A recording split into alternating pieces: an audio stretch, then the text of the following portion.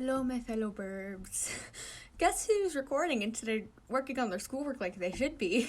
Because I don't want to do my schoolwork yet. But, this is part 2 of fanfic reading. As I said in the first one, it's Seijoh One-Shots by DorkPop2000 on Wattpad. And this is a 2-part fanfic, like a 2-part little part of the fanfic. So let's get into that. It is milkbread madness because, yes, but let's just get into it because chaos. Hey, Kendaichi. Akawa caught sight of Kendaichi and remembered to ask him something during practice. Akawa-san? Kendaichi replied, yes. Were you able to buy the milkbread? I've got the money to pay you back. They're sold out. I checked several convenience stores and none of them seem to have any milkbread left. Kendaichi said, sold out? Akawa thought. That new advert on TV. You should have considered modeling. Would have gotten me a buttload of money, and I could have spent it all on a lifetime supply of milk bread when I had the chance. Dang it! No worries. Akawa patted Kendaichi on the back. I can go a day without milk bread. I was getting tired of the taste anyway. Yeah, okay. Keep telling yourself that, Akawa. Really? Are you sure? Kendaichi was concerned. But you always have milk bread. You talk so passionately about it. I felt so bad when I couldn't find any. No. Everything's fine, Akawa reassured. I'll be fine. Yes. My mental stability. Oh, okay. Kendaichi nodded his head and turned over to Kunimi. Everything's not fine, Akawa muttered. It's about milk bread, isn't it? Iwizumi asked. Practice had ended and Iwizumi and Akawa were walking to their homes. They did live fairly close. Yes! Akawa was surprised. Can you believe it? My favorite thing in the entire world was just taken away from me like that. Iwizumi didn't care. Wait here. I'm going to check the shops. Is that okay? Sure. 30 minutes later, Akawa came back. So they are sold out. Akawa looked defeated and he walked over to Iwizumi sheepishly, holding a plastic bag with his left hand. Did you find it? Iwizumi asked. No, but I did find white bread. It's the closest thing I could find, so I bought it. It took you 30 minutes to buy bread. Iwizumi looked ticked off. I was held back by some fangirls. I didn't want to be rude, Akawa explained. Anyway, this is it. This is the end. All of my secret stashes of milk bread I ate while crying myself to sleep the other day. Gone. No more milk bread. No more. Now I might cry again, but this time without milk bread as support. Akawa, you don't gotta be so fucking dramatic. Shut up, Iwizumi snapped. You have me to support you, not milk bread, okay? Besides, you can just make milk bread instead of crying about it. Akawa's face lit up. Iwa-chan, that's a great idea. I mean, it's just common sense. We shall attempt to make milk bread. Akawa cut off Iwazumi's sentence. Love the attempt there. That's just me. We shall attempt to exist today. Well, I hardly bake, so I don't have the ingredients, and I've already spent all my change on useless bread. So you're my only hope. Fine. Iwizumi shrugged. Iwa-chan, Akawa awed. Your house is so nice and clean. Akawa looked around the house, admiring it. You were literally at my house a few days ago. Iwizumi took off his jacket and hung it on the coat hanger.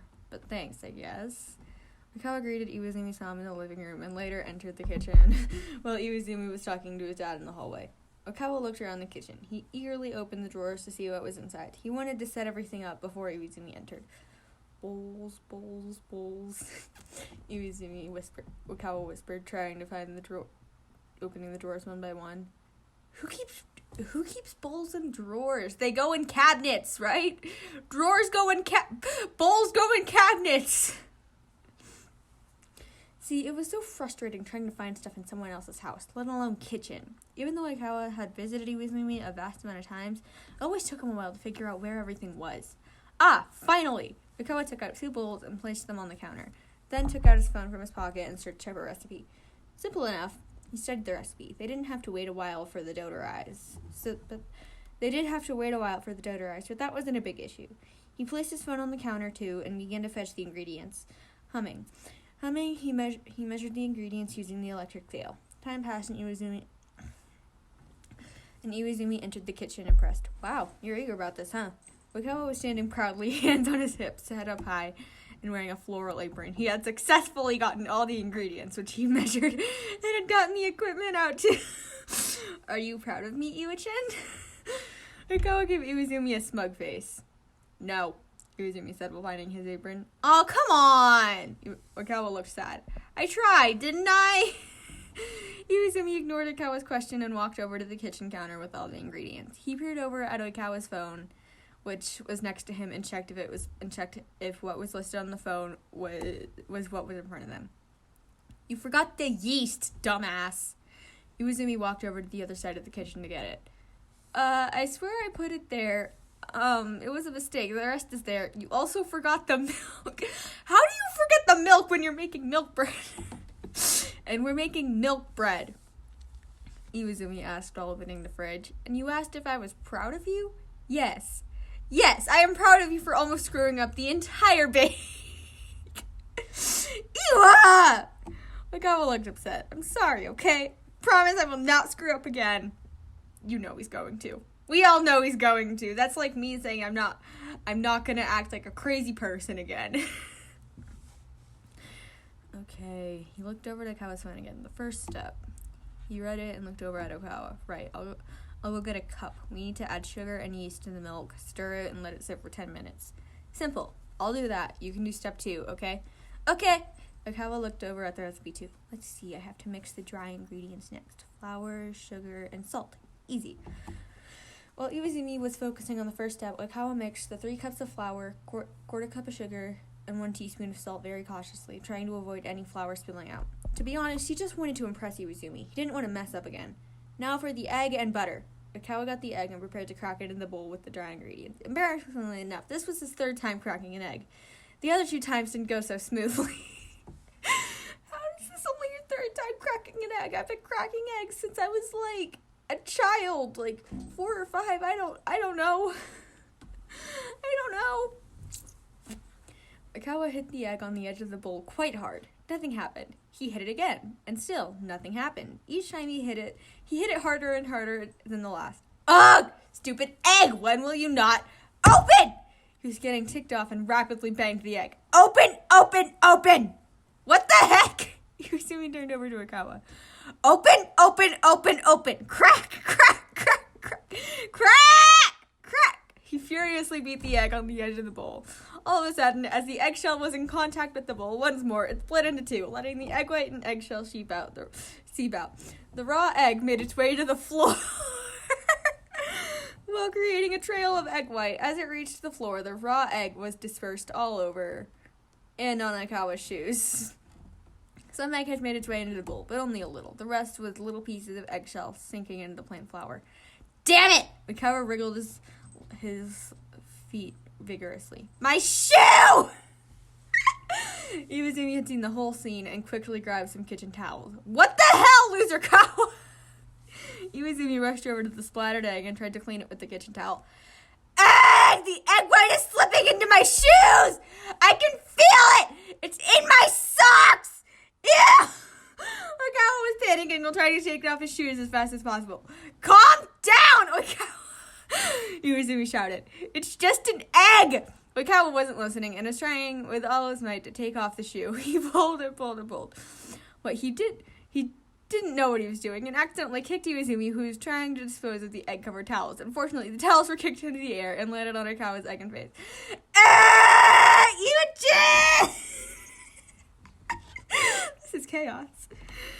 Oikawa's eyes were covered with the egg-covered kitchen towels and was running around aimlessly. Get it off me! Get it off me! My hair! My gorgeous hair!